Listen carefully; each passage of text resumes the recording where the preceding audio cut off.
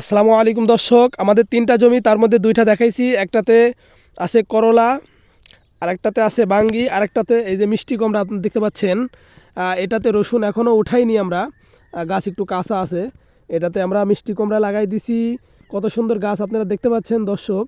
এই জন্য তো সবাইকে বলি যে একই আবাদের মধ্যে ২-৩টা করে আবাদ করেন সবাই।